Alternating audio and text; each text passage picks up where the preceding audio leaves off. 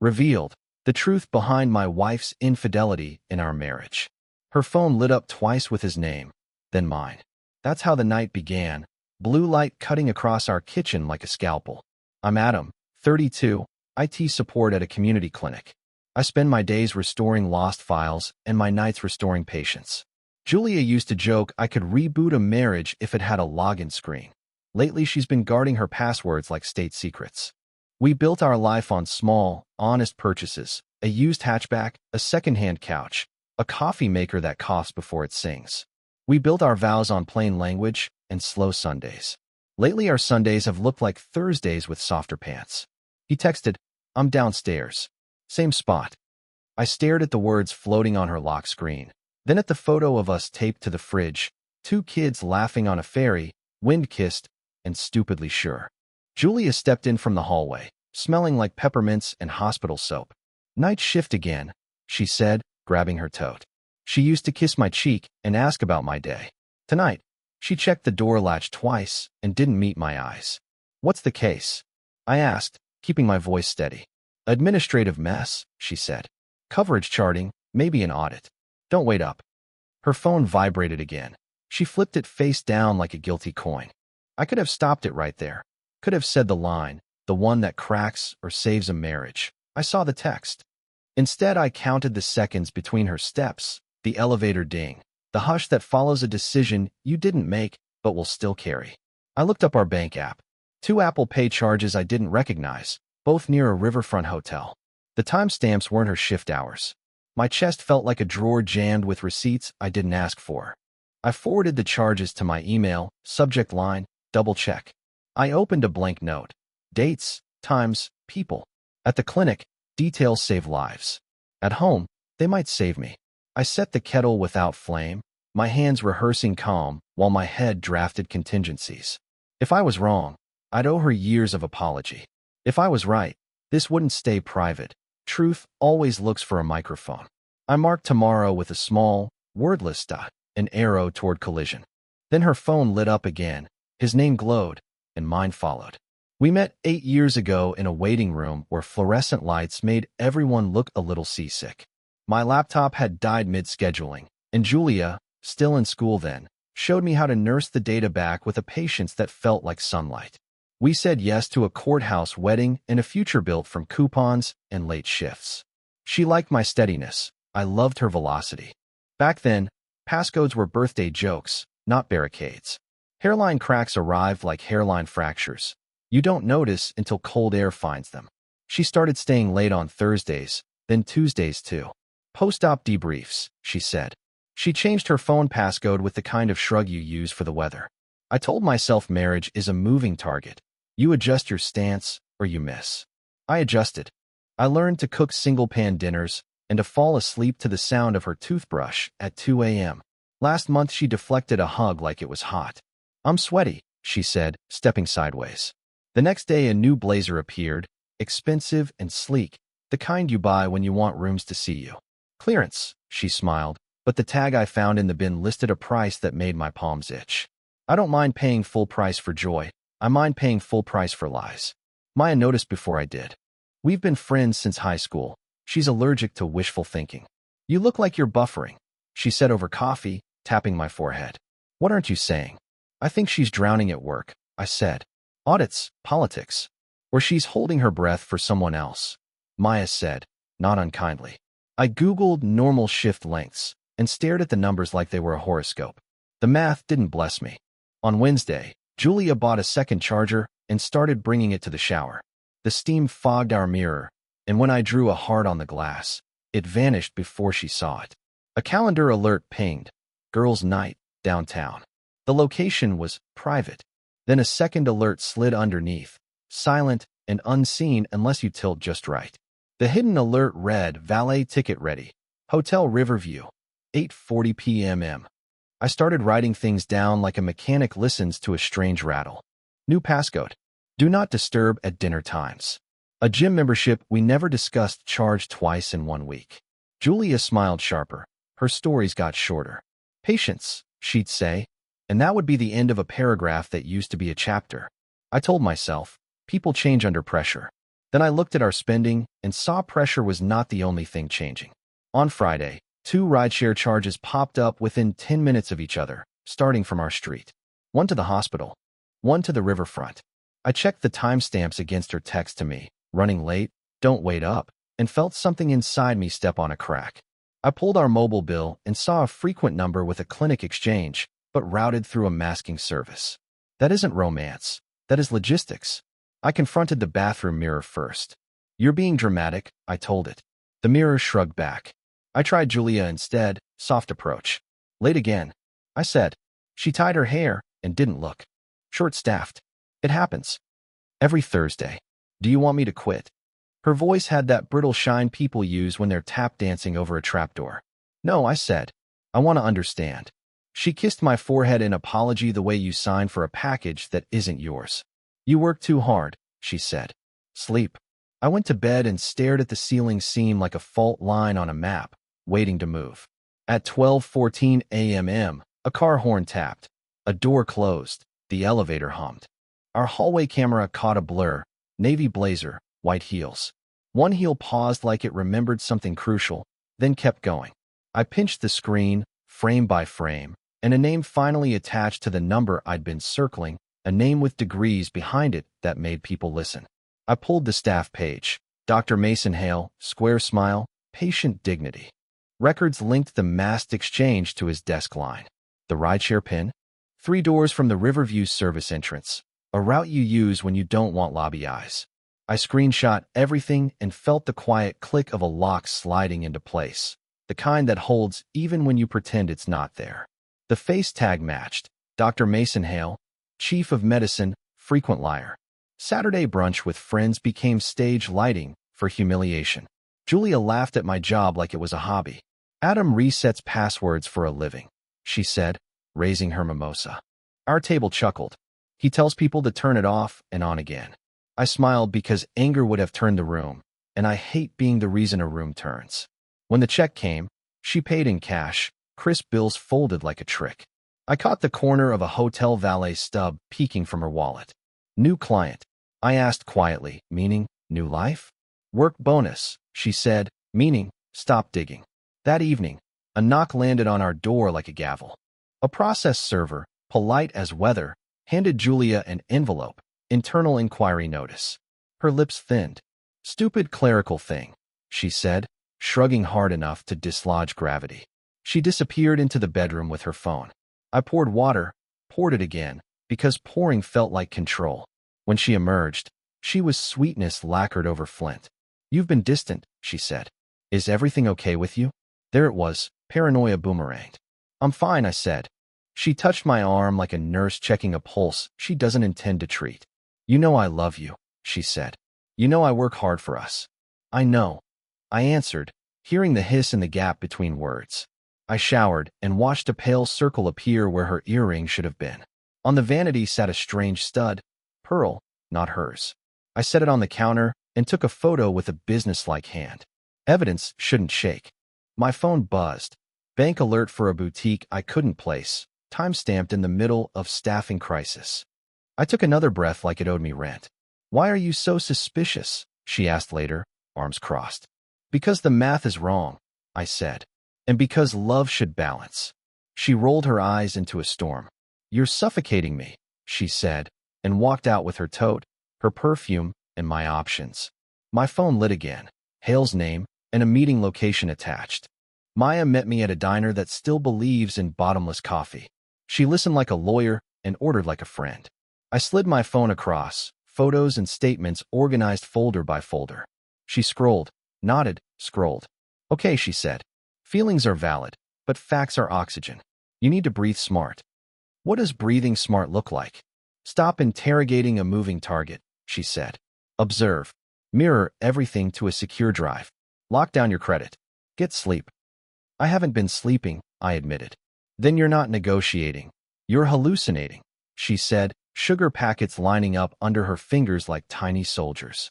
Set boundaries. Silence creates its own evidence. That afternoon, I placed freezes on our credit files. I changed my own passcodes and enabled a second hardware key I'd never used.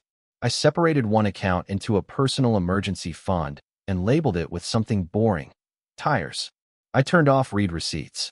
I took a nap that lasted 22 minutes and felt like a gentle reboot.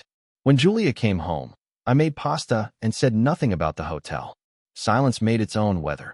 She paced, checked her phone, checked me. At midnight, she fell asleep on the couch in a curl of perfume and lies. I watched the rhythm of her breath and thought about vows, the kind of promises that are supposed to survive bad weather and worse choices. Love is not gullibility, it's patience with a backbone. At 2:03 a.m., her phone vibrated with a notification that bypassed the lock screen.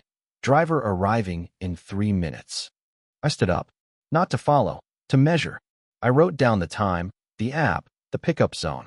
I sat back down, hands flat on my knees, until the headlights swept the blinds and the elevator hummed its unfeeling song. At 2:11, the door clicked softly. My note app glowed like a clean sheet waiting for handwriting. The new rules were simple. No accusations without timestamps, no midnight fights, no hungry decisions. In the morning, I moved our health log to a private folder and left a decoy. I set a notebook by the kettle for notes if phones failed. I pictured a courtroom I might never reach, and I kept writing until my breath evened.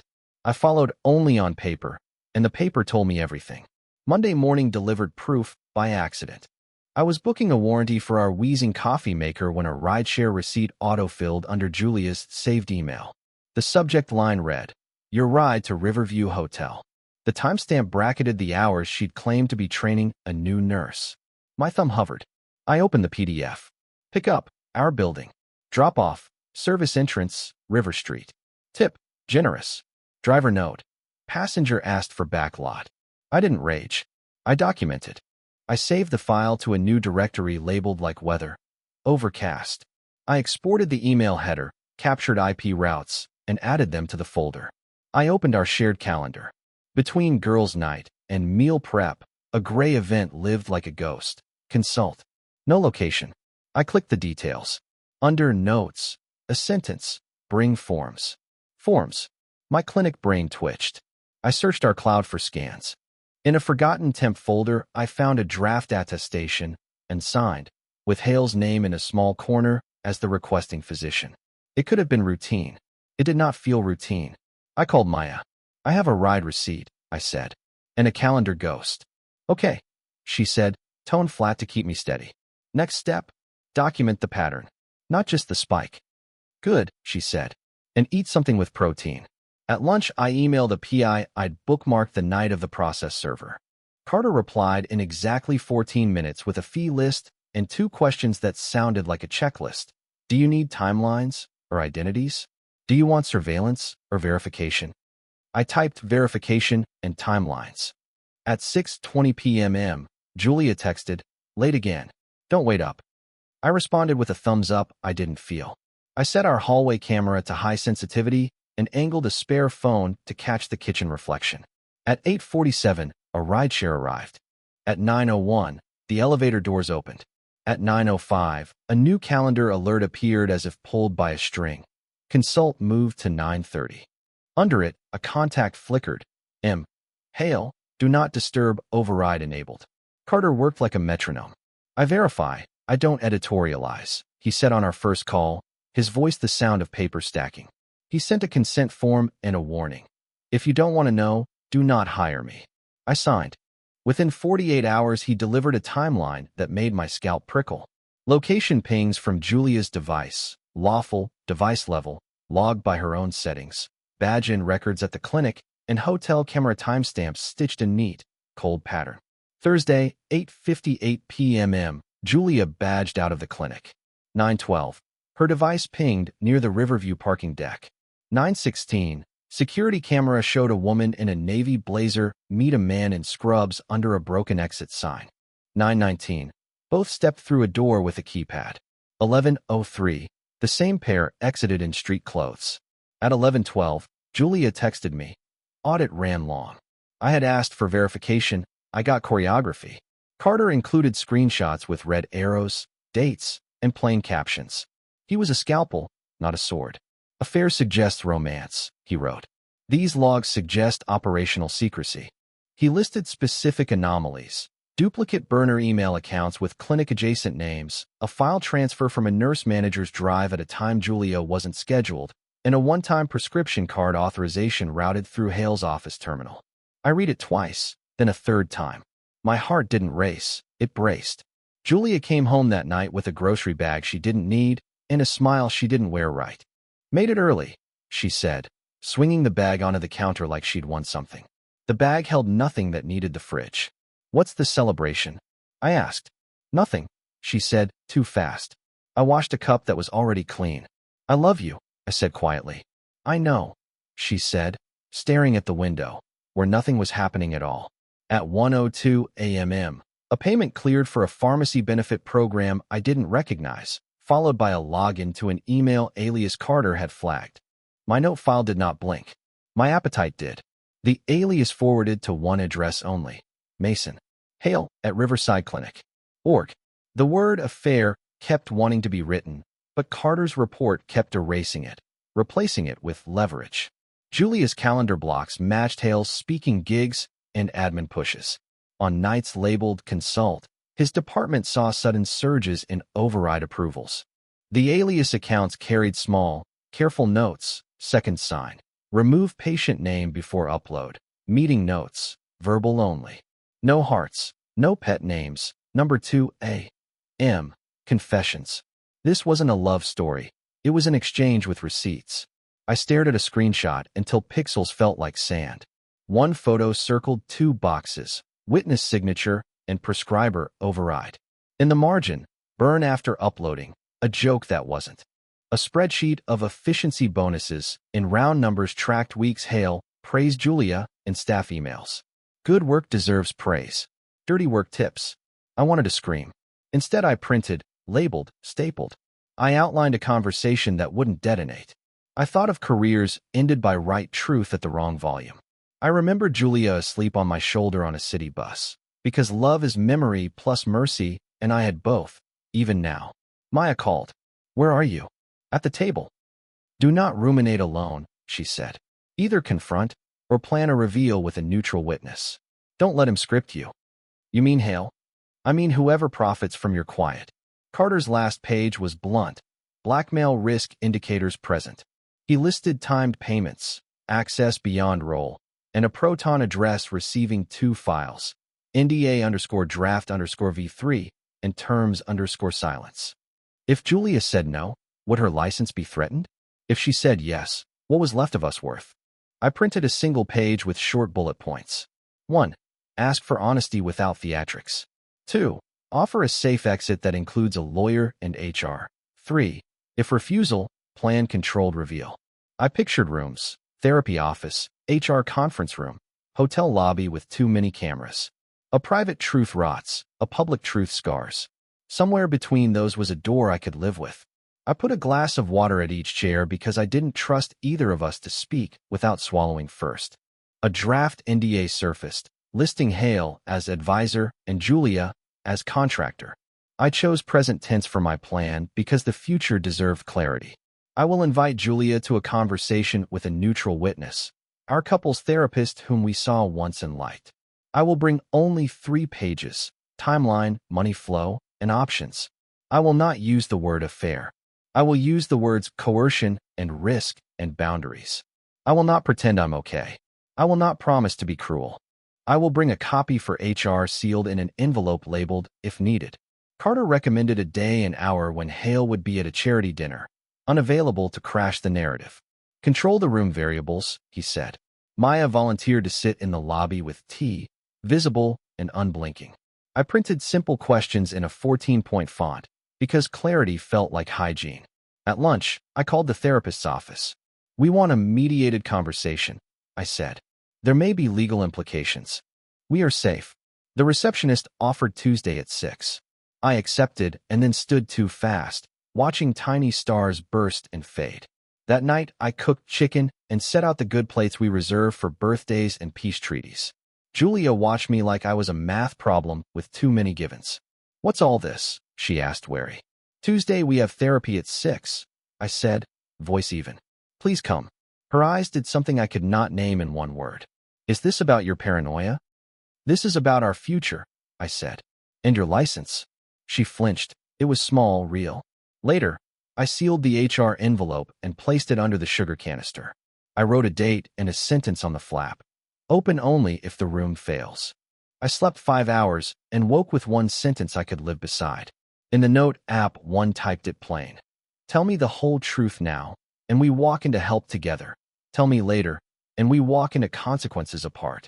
I rehearsed it under my breath until the words lost their sting and kept their shape. Calm is contagious when you mean it. Rage is too. At 2 a.m., Hale texted her, confirm tomorrow, and she typed yes. Tuesday afternoon, I backed up the last files, screenshots, headers, Carter's timeline, onto an encrypted drive small as a fingernail. I labeled it recipes and tucked it into a spice jar because metaphors amuse me when fear doesn't. As I was closing the folder, the hallway lock clicked. Julia's heels hit the floor like punctuation. I alt-tabbed to a news site so fast the laptop whined. What are you working on? She asked, too light. Clinic inventory script, I said. True adjacent. She walked behind me, slow, the way people circle a glass they might knock over. Her perfume landed first, then her voice. You okay? I am, I said, cursor blinking a Morse code I couldn't read. She left for the bedroom. I exhaled. The external drive sat under my palm, warm and guilty. I slid it into my pocket and went to the clinic early to print the therapist forms. At the front desk, I saw a face like a billboard. Hale, in a lobby portrait for donors, the bronze plaque praising unwavering standards. As I turned, a coat brushed my shoulder. Adam, right? He said, voice toothpaste smooth. Yes, I said, matching bland with bland. Julia speaks highly of you, he said, smile preload perfect. You keep the place running. I thought, swords are just knives with ambition. Aloud I said, we all try. His eyes ran a quick inventory of my hands. I imagined he could smell paper and purpose. Take care, he said, and drifted away like a favored rumor. My phone buzzed. Maya, I'm in the lobby. I can see the elevator. I texted back a checkmark. Then a second buzz. Therapist postponed 20 minutes. Julia hates waiting rooms when she's not the authority. I knew the delay would tighten her. 5 minutes later, she texted me here, then parking, then nothing. My chest tried to run. I kept it seated. The elevator opened, and someone stepped out who was not my wife, and yet carried her bag. She wore flats, not heels, and sunglasses like a costume change. The bag was ours, the monogram a small betrayal sewn in thread. My mouth tasted like pennies. The clock seemed to laugh in fluorescent. Hale followed 2 paces behind, smiling, like he owned the hall's oxygen. Adam. Julia's voice arrived first, tight, too bright. She peeled off the sunglasses and handed me the bag like proof of attendance. Hale stopped a polite distance away, scanning the clinic art as if grading it. Maya stood from a chair by the water cooler and did not blink. The receptionist confirmed the new time. The room felt like an unopened email. We're here for a mediated conversation, I said, steady. For clarity and safety. Do we need an audience? Julia asked, flicking a glance at Hale that she tried to hide under professionalism. It failed by inches. She invited me for moral support, he said smoothly. Maya's laugh had no sound. Morals, she said kindly. The therapist opened the door and ushered us into a room with 2 chairs, a small couch, tissues like white flags, and a discreet mounted display. Ground rules, she said. We speak plainly. We don't interrupt. We assume good intent and accept hard facts. Her voice held a hammer. I slid 3 pages across to Julia. Timeline, money flow, options, I said. You can read first. Her hands trembled once, then steadied. This is invasive, she said softly. It's accurate, I replied. Hale shifted, restless. This seems adversarial. Perhaps HR. We'll go there if needed, the therapist said. For now, we're here. She turned on the display. If there is evidence, put it up. If there is context, say it. I connected the drive and opened a dated DIR. The hallway clip played. Navy blazer, service door, broken exit sign. The rideshare receipts slid into view like train cars. The alias forward rule. Finally, the attestation draft with Hale's corner signature box, empty but waiting. The therapist nodded once, marking a pulse in the room. Julia, the therapist said gently, what do you want Adam to understand first? Silence arrived, crowded. Julia looked at the tissue box as if instructions were printed there. Hale stared at the carpet, trying to drop the moment through it. I watched my wife, not him. I remembered her bus window drool and her peppermint breath and the way she once danced while scrubbing a pan because a good song asked her to. You can start with the easiest truth, the therapist offered, or the hardest. Julia inhaled, closed her eyes, and said, he threatened my license. He cornered me after a staff meeting. Julia said, eyes on the tissue box. He dangled leadership if I helped with efficiency. When I hesitated, he cited old charting errors and the inquiry notice. He said he could shrink it or sharpen it. I felt trapped. Was it romantic? The therapist asked. No, Julia said. He kissed me once without consent, and after that it was transactions. Meetings at the hotel for optics. He told me what to move and what to sign. Hale leaned forward. No one made you, he said, smile like a sticker. I put up the NDA draft and the payment spreadsheet. Advisor/contractor, silence for advancement, I said. That's a draft, Hale snapped. This is an ambush. Legal will respond. Please do, the therapist said. Right now we attend to harm. She turned to Julia. Why not tell Adam? Shame, Julia said, and fear of becoming a headline. I wanted truth, I said. And safety. Julia looked at me, briefly herself. I didn't want you to see me like this, she whispered. Coerced, the therapist said. Hale stood. This meeting is over. The door handle clicked under his palm. The display behind him showed the alignment. Badge out, rideshare, service door, the attestation draft. The pattern said more than we could. I called HR on speaker. We're in session regarding potential coercion by a supervising physician, I said. Documentation prepared. The coordinator asked us to remain in place and said security would escort a representative. Hill's smile cracked. You'll ruin her career, he hissed at me. Think about your marriage's optics. I am, I said. And the patience turned into currency. The room shrank to the scrape of Hale's ring against the handle and the soft click of the therapist muting notifications. Maya breathed like a metronome behind me, even, deliberate. Julia pressed a tissue into a tight square and then another, building a small white city on her knee. I set my palms open on my thighs so everyone could see I wasn't reaching for anything but air. The display cycled to Carter's neutral captions. No heat, only light. And the light felt like it might actually be enough. 2 security officers stepped in as HR's badge flashed through the glass. HR arrived with a folder and a face trained to hold storms. They separated us. Julia with the therapist, Hale with security, me with the coordinator whose pin never stopped moving. We will open an investigation immediately, she said. We advise you not to delete or alter any records. We'll provide support services. Hale's voice carried once in the hallway, sharp and offended, the practiced indignation of a man who believes rooms belong to him. By Thursday, he was placed on administrative leave pending inquiry. Julia was reassigned to non-clinical duties and given a point person for reporting. The process server's envelope became a pipeline for the right kind of pressure. I supplied Carter's logs. HR supplied procedures. The machine began to hum. It did not feel like victory. It felt like expensive laundry, everything agitated, nothing yet clean. We slept in separate rooms. We argued over the thermostat like beginners at divorce. Friends picked sides without telling us. You can hear it in the silence. My mother emailed a prayer. My father sent a thumbs-up emoji he meant as courage. At the clinic, whispers moved like drafts under doors. I hated being watched, and I hated being unseen.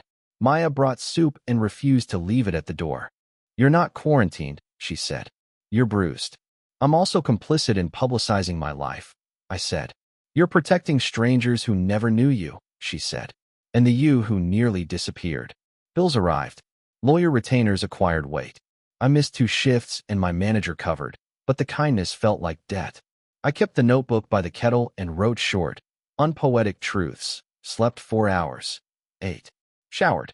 Didn't text her after midnight. On Sunday, a message landed from an unknown account with no subject line and one sentence that froze me at the sink. He doesn't forget, and he doesn't forgive. I saved the message, exported headers, and closed my eyes until the drip of the faucet matched my heart. Fear is loud. Procedure is louder if you let it be.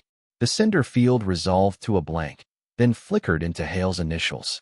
We began the ugly, practical work. Julia moved into her sister's spare room. We set a separation timeline in a shared document with dates, goals, and a column called Emotional Weather, where we typed single words: foggy, raw, numb, clearer. We agreed on therapy, individual, then, if the therapist recommended, joint. We put passwords in a neutral manager and rekeyed our devices. I set two-factor on everything and rotated hardware keys. I changed the apartment locks with a receipt and an email to myself. Money first, our therapist had said. Feelings follow rules better when money does. We divided accounts, closed the discretionary card, and created a ledger for bills.